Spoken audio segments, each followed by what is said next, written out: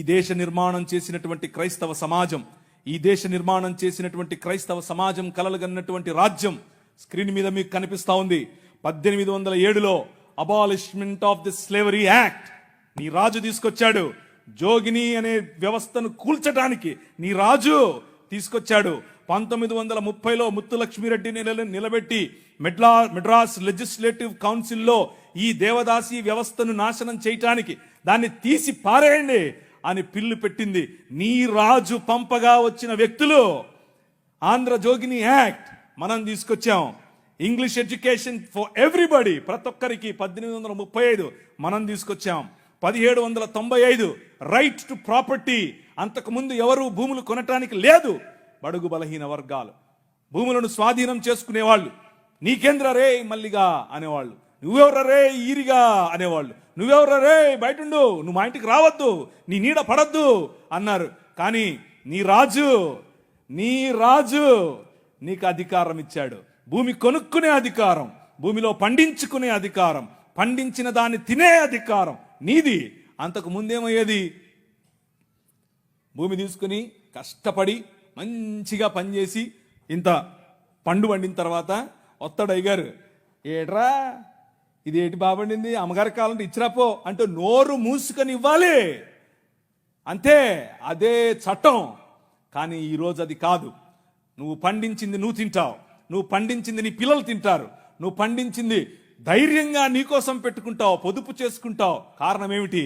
నీ రాజు, రాజులకు రాజు, ప్రభువులకు ప్రభువు, కైసర్ అగస్తస్ మరియు కైసర్ తిబేరియస్ల ప్రతినిధి అయిన పిలాతు ముందు నిలబడుకొని నా రాజ్యము నీ రాజ్యము లాంటిది కాదని చెప్పాడే ఆ రాజు. Right to property, right to education, abolishing killing children. చిన్న పిల్లలను కొనుక్కొని వెళ్ళేవాళ్ళు. రాజమండ్రి ఆయన ఒకసారి రాశారు, ఈ దాన్ని ఏమంటారు, కాటన్ గారు ఆయనకు రాసినట్టు కాటన్ గారి గురించి రాసినటువంటి ఒక పుస్తకంలో ఇలా రాసిందట. ఏంటంటే వాళ్ళ ఇంట్లో పనిచేసేటట్టు ఒక ఆయమను వచ్చి ఒక ₹1 ఇవ్వమ్మా అని అడిగింది. ఆ రోజుల్లో ₹1 ఎందుకమ్మా అంటే, నేను వెళ్ళి రాజమండ్రిలో ఒక ఆడపిల్లను కొనుక్కొచ్చుకుంటాను అంటుంది. ఏంటి కొనుక్కొచ్చుకుంటావా? ఎందుకు? అది మన పరిస్థితి ఆ రోజుల్లో. పిల్లలు నమ్ముకునేటటువంటి బతుకులు, తినటానికి లేని బతుకులు, పిల్లలు నమ్ముకునేటటువంటి బతుకుల నుండి నీ రాజు, నువ్వు అమ్మటానికి వీలు లేదు, నువ్వు చంపటానికి వీలు లేదు. నిర్మాణం కట్టాలంటే పిల్లల్ని చంపరారు, ఏదైనా రోడ్డు వేయాలంటే పిల్లల్ని చంపుతారు, రక్తం పడాలంటారు.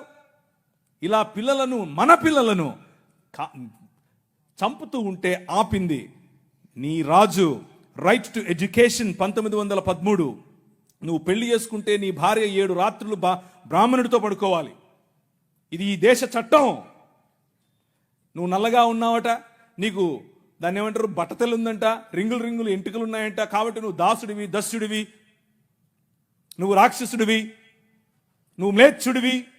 కాబట్టి నీ జీవితాన్ని మార్చాలంటే, కాబట్టి నీ వంశాలు మంచిగా మారాలంటే బ్రాహ్మణుడితో నీ భార్య పడుకోవాలి. కలిగే పిల్లలు ఎలా ఉంటారు? అప్పుడు ఆర్యీకరణ జరుగుతుంది. కృణ్వంతో విశ్వమార్యం అన్నారు. అంటే అర్థం ఏంటి? ఈ ప్రపంచం మొత్తాన్ని కూడా ఆర్యీకరణ చేయాలి అన్నది వారి రాజ్య కళ. The kingdom of Rama, but the kingdom of God, దేవుని రాజ్యం ఏమన్నా తెలుసా?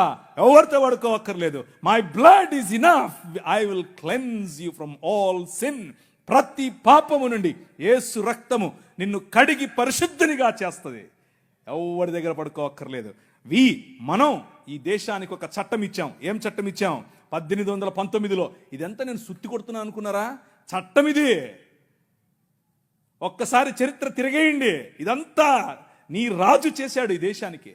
నీ రాజు తీసుకొచ్చాడు. నల్లట్ట పుస్తకం మోసుకొచ్చినోళ్ళు కష్టపడి పిల్లులు వేసి, రిట్ పిటిషన్లు వేసి, నిలబడి కొట్లాడి నీకు ఇచ్చిన హక్కిది. That is the kingdom of God. No discrimination, right to sit, abolishing child marriages. ఇలా చెప్పుకుంటూ పోతే ఎన్ని చట్టాలు చేశాం మనం. రైలు మనది, పోస్ట్ ఆఫీస్ మనది, IAS తెచ్చింది మనం, IPS తెచ్చింది మనం. తెలుగు భాషను మ్లేచ్ఛ భాష అన్నారు. అరే ఏం భాష మాట్లాడుతున్నాడు మ్లేచ్ఛుడా అంటే తెలుగు భాషలో డిక్షనరీ, మొట్టమొదటి డిక్షనరీ మంది మీ నాయన రాజు, ద కింగ్. మనం ఇచ్చాం. CP brown, he was a machinery. ఆయన కలెక్టర్ మాత్రమే కాదు, మిషనరీ. తెలుగు భాష గద్య భాగంలో మొట్టమొదటి పేపర్ మనది. తెలుగు భాష గద్య భాగంలో మొట్టమొదటి పుస్తకం మంది. వీళ్ళకు వాళ్ళ సొంత రామాయణం మహాభారతాలు కూడా ట్రాన్స్లేట్ చేసుకునే దిక్కు లేదు. అది చేసింది మనమే. నిజం చెప్తున్నాను, నేను అబద్ధం చెప్పట్లేదు. మొట్టమొదటి ట్రాన్స్లేషన్ చేసింది కూడా మనమే. వాళ్ళు అది కూడా చేయరు. ఎందుకంటే విద్య పంచకూడదు. వాళ్ళ రాజ్యంలో విద్య పంచకూడదు. మన రాజ్యం అందరికీ విద్య. ప్రతి ఒక్కరూ చదవాలి.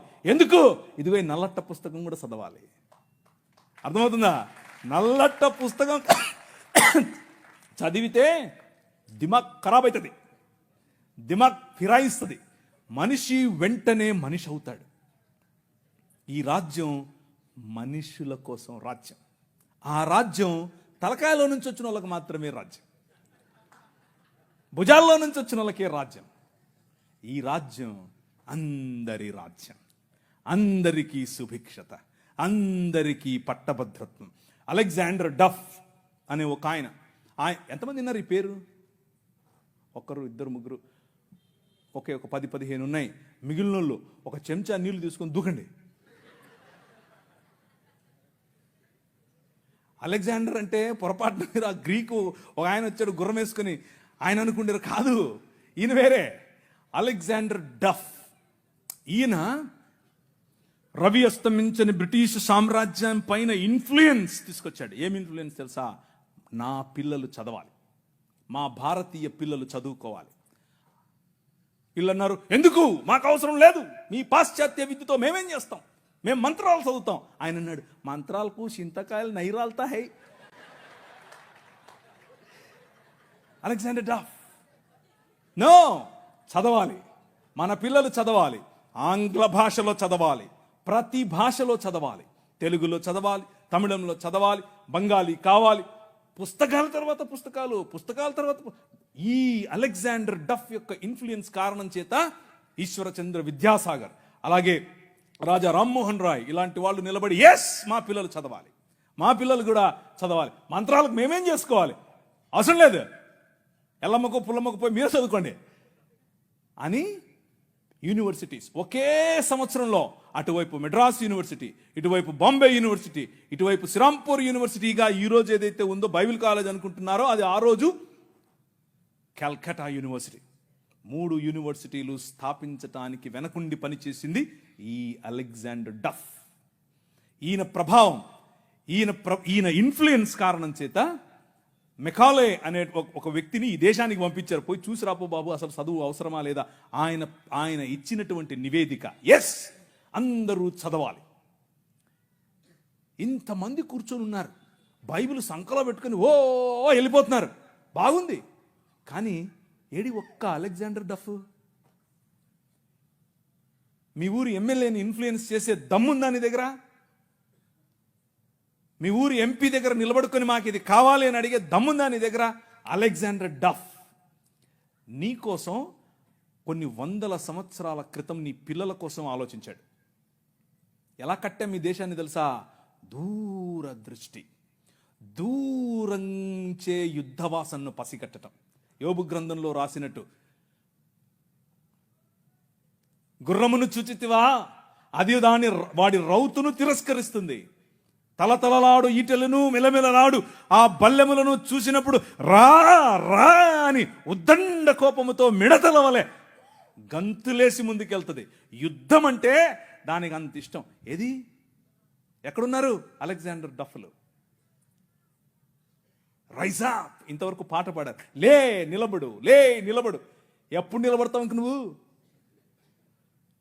నీ చరిత్ర. డాక్టర్ బాబాసాహెబ్ భీమ్రావ్ అంబేద్కర్ గారి మాట అన్నారు.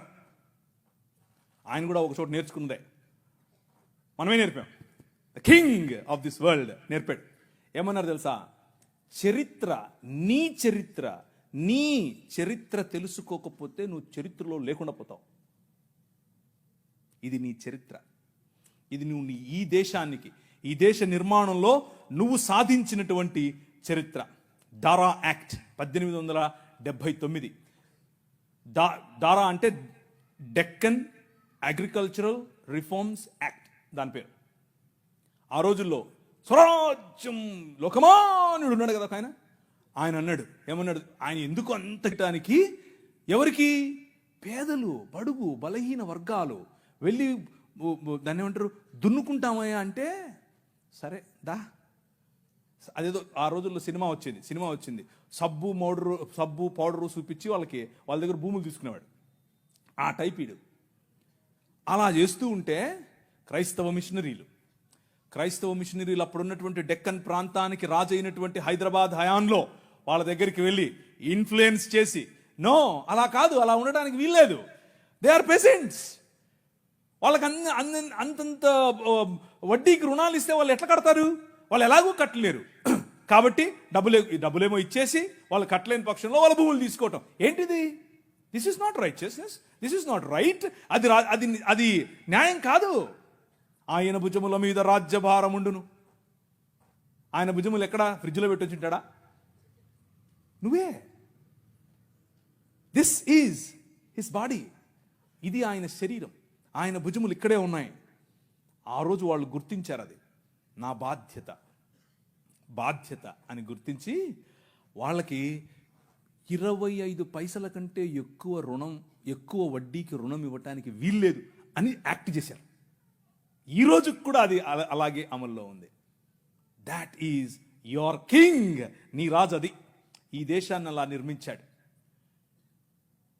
శామ్ అగింబాటమ్ అనే ఒక ఆయన గ్రీన్ రెవల్యూషన్ ఈ దేశానికి తీసుకొచ్చాడు. ఓ ఆవులు, మేము దాన్ని నిమురుతాం, మేము దాన్ని పూస్తాం, మేము దాన్ని కడుగుతాం అనేవాళ్ళు. కొంతమంది సిమ్ కార్డు బాబాలు ఉన్నారు, ఈ మాటలే అంటుంటారు. వాళ్ళకి చేతకాల ఎట్లా ఆవులు పెంచాలి, ఎట్లా డైరీ ఫామ్ తీసుకురావాలి, ఎట్లా అగ్రికల్చర్ చేయాలి, మేము నిమురుతూ ఉంటాం, మాకు అదే కావాలన్నారు. కానీ ఏం చేయాల, చూస్తూ ఉన్నారు ఊరికే. కానీ శామ్ అగింబాటమ్ చూశాడు, ఊరికి నిమర్లా పనిచేశాడు. ఎందుకో తెలుసా? యువర్ కింగ్, నీ రాజు భావజాలం వేరు. ఊరికే దాన్ని పట్టుకోనేది కాదు ఆయన రాజ్యం. ఆయన రాజ్యం దాని ద్వారా అనేకులకు ఉపాధి, దాని ద్వారా అనేక కుటుంబాలు బాగుపడాలి, అనేక కుటుంబాలు నూతనపరచబడాలి. ఆయన 21వ అధ్యాయం ప్రకటన గ్రంథం 3, 4, 5 వచనాల్లో సింహాసనాసీనుడైన వాడు ఈ విధముగా సెలవిచ్చుచున్నాడు, ఇదిగో నేను సమస్తమును నూతనపరచుచున్నాను, క్రొత్త ఆకాశము క్రొత్త భూమిగా తయారు చేసేటటువంటి అగ్నిలో పుటము వేసి బయటకు తీసినట్లుగా ఈ ప్రపంచాన్ని పునరుత్థానము చెందించే పనిలో నన్ను వాడుకుంటున్నాడు. That is your king. ఆ రాజు వచ్చాడు, ఆ రాజు పని మొదలెట్టాడు. ఎలా మొదలెట్టాడు? ప్రతి సమాజాన్ని పట్టుకోవటం ద్వారా, ప్రతి ప్రభుత్వాన్ని ప్రభావితం చేయటం ద్వారా. ఆనాడు నిమ్రోదు సమయం మొదలుకొని ఈనాడు నరేంద్ర మోదీ గారి ప్రభుత్వం వరకు హీ ఈజ్ ద కింగ్. ఆయనే నడుపుతున్నాడు, ఆయనే చేస్తున్నాడు. మన జీవితాలను మరింత ప్రభావవంతమైనదిగా చేయటానికి ఈరోజు భారతదేశం అన్ని దేశాల కంటే రిలీజియస్ మైనారిటీస్ పైన ఒత్తిడి తీసుకొని రావటంలో, వారిని హింసించడంలో ప్రపంచంలో ర్యాంక్ నంబర్ 1 మనం. నంబర్ 1 ర్యాంక్ మొన్నే వచ్చింది. రిలీజియస్ మైనారిటీస్ అంటే మనలను హింసించటంలో భారతదేశం నంబర్ 1. పాకిస్తాన్ కాదు, ఆఫ్ఘనిస్తాన్ కాదు, సోమాలియా కాదు, ఎవరు కాదు, భారతదేశమే. చచ్చిపోయిన వాళ్ళను కూడా గుంత తవ్వి బయటకు తీస్తున్నారు ఛత్తీస్గఢ్లో. ఎందుకు చేస్తున్నారో తెలుసా? ఇదంతా భయం. ఏంటా భయం? వీళ్ళందరినీ మనుషులు చేస్తున్నారు, వీళ్ళందరూ సమానం అంటున్నారు. మనుష్యత్వం, మతం మనుష్యత్వం ఎదుట నిలబడలేదు. భయం దానికి. మతానికి నిజమైన మనిషిని చూస్తే భయం. నిజమైన మనుష్యులను తయారు చేసేటటువంటి దేవుని రాజ్యం, నిజమైన మనుష్యత్వాన్ని ఈ ప్రపంచంలో వెలుగుగా ప్రకాశింపచేయటానికి పిలువబడినటువంటి దేవుని రాజ్యం. ఆ రాజ్యం నిలబడాలి, ఆ రాజ్యం పోరాడాలి, ఆ రాజ్యం భయంకరమైనటువంటి ఈ ఒడుదుడుకులలో కూడా నిలబడాలి. అలా నిలబడటానికి మీరు